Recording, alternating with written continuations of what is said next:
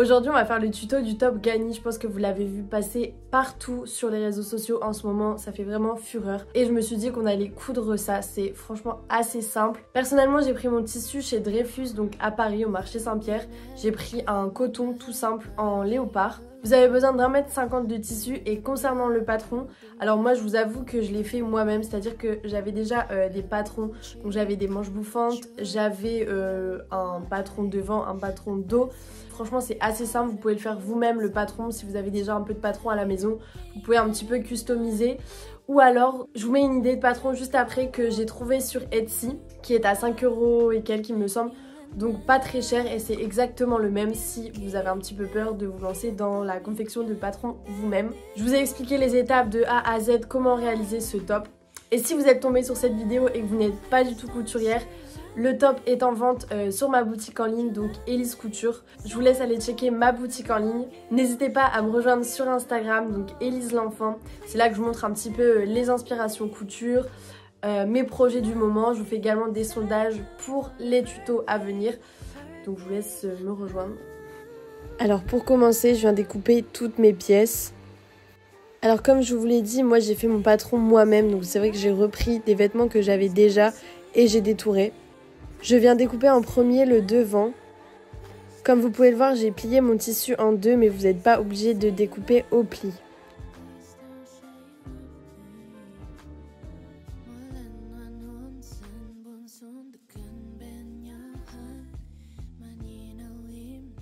Et donc voilà mes deux bouts de devant. Ensuite, je viens découper des manches. Donc là, j'ai fait des manches très bouffantes. Et pareil, j'ai plié mon tissu en deux pour directement découper les deux manches.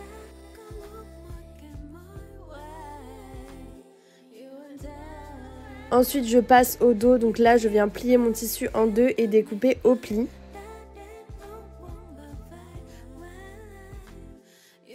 Puis je viens faire les bandes. Donc moi, j'en ai fait 3.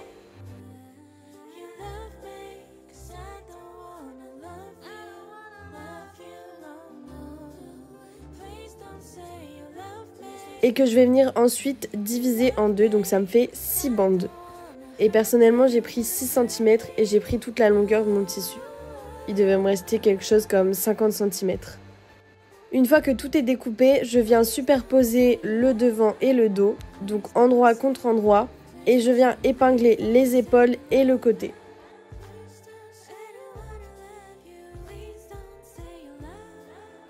Personnellement, j'aime bien tout surjeter, mais si vous n'avez pas de surjeteuse, vous pouvez directement le faire à la machine à coudre avec un point droit ou un point zigzag.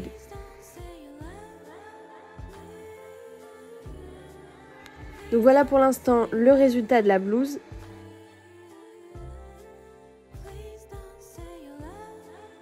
On va maintenant passer aux manches. Alors pour les manches, c'est simple, je viens les plier en deux, endroit contre endroit. J'épingle et ensuite je vais venir surjeter.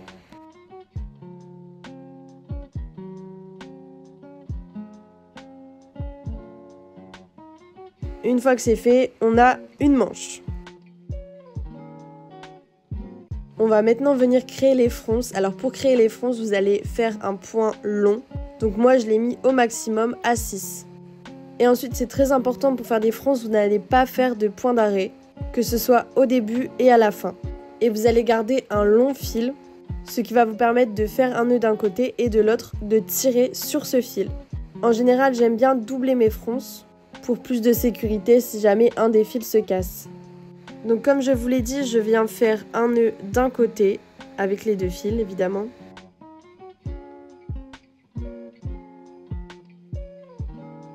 Et de l'autre côté, je viens tirer sur les deux fils et comme vous pouvez le voir, ça crée des fronces.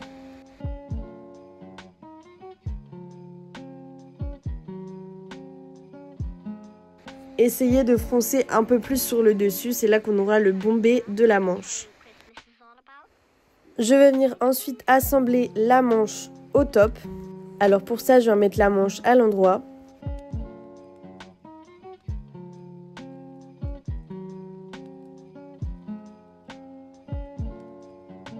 Et je viens la faire passer à l'intérieur de la blouse pour faire coïncider les endroits contre endroits.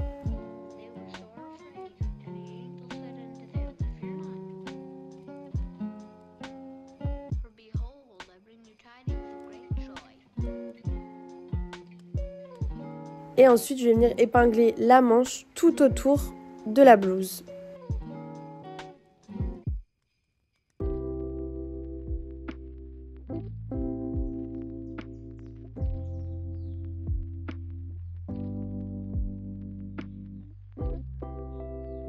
Et vous n'avez plus qu'à surjeter pour assembler la manche.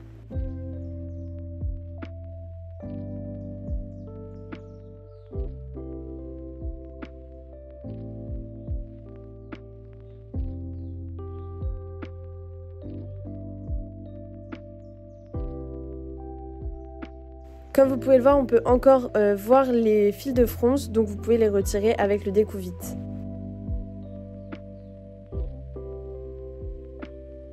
Pour finaliser les manches, je viens surjeter les bouts des manches.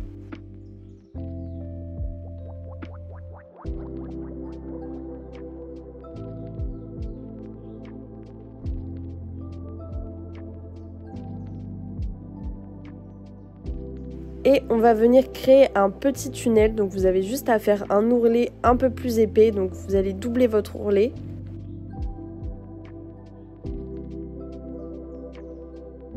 Je fais un point droit.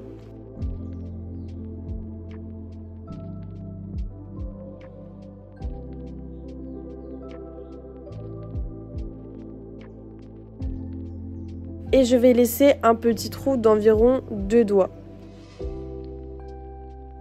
Ce qui va ensuite nous permettre de mettre un élastique à l'intérieur pour faire une manche resserrée.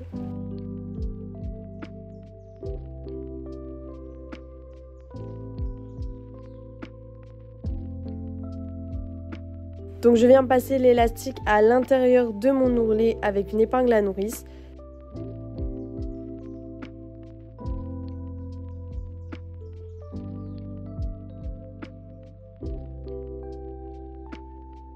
Et ensuite je viens faire un nœud une fois que les deux bouts se sont rejoints.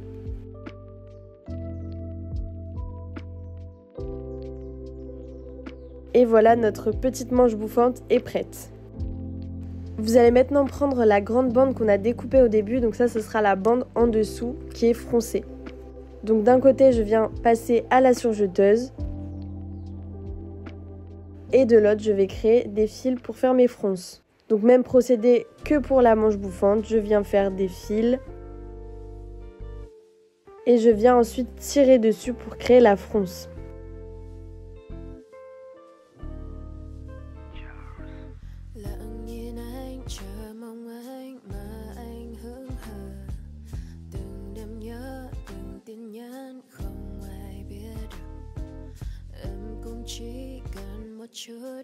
Et on peut directement l'assembler au reste de la blouse. Donc pour ça, je viens les placer comme ceci, donc endroit contre endroit.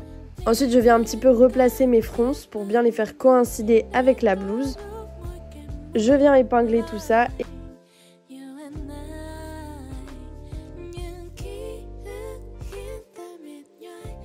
Et je n'ai plus qu'à surjeter. Alors voilà le résultat pour le moment. Il ne nous reste plus que le col et ensuite les finitions de la blouse, les petits nœuds. Donc je viens surjeter les devants de la blouse.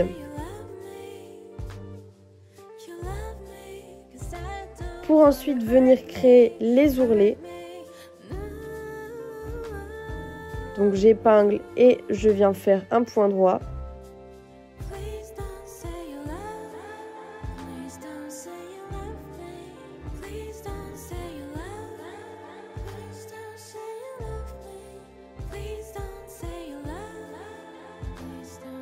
Une fois que les ourlets sont faits, on va venir prendre le col de la blouse.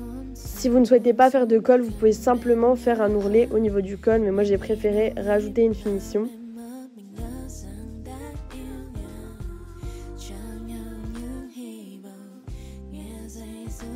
Une fois le col surjeté, je viens marquer le milieu.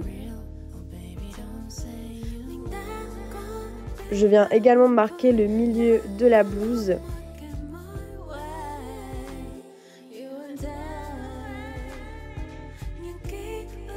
Et je viens mettre le col. Donc endroit contre endroit, vous allez mettre le col dans le dos de la blouse. Et faites bien coïncider le point du milieu entre le col et la blouse.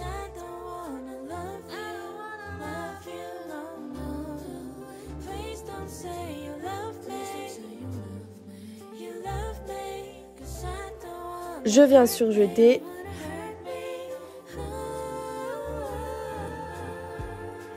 Et on va maintenant passer aux bandes. Donc pour faire des bandes assez propres, c'est très simple, on va utiliser le fer à repasser. Donc je viens plier une fois ma bande, ensuite je repasse. Je viens la plier une deuxième fois de l'autre côté, je repasse.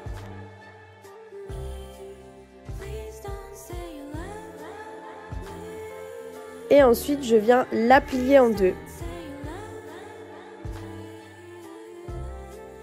Et vous faites ça pour chacune des bandes. J'en profite pour repasser le col de ma blouse pour que ce soit beaucoup plus propre.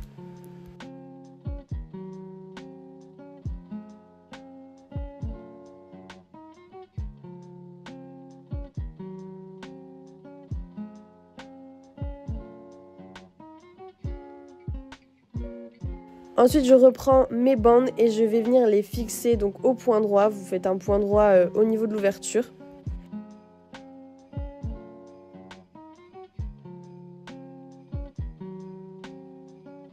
Et enfin, dernière étape, on va venir assembler nos bandes pour créer les nœuds. Donc comme je vous ai dit, moi j'en ai mis à 3 endroits de la blouse. Vous choisissez, moi je les ai mis plutôt vers le haut pour laisser les volants en bas ouverts.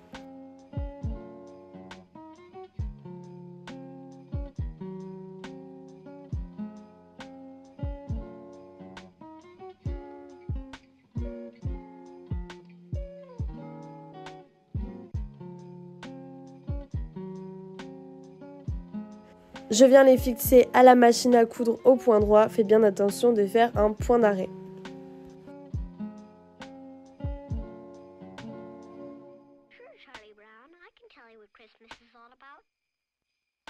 Et on finit avec l'ourlet du bas de la blouse, toujours au point droit.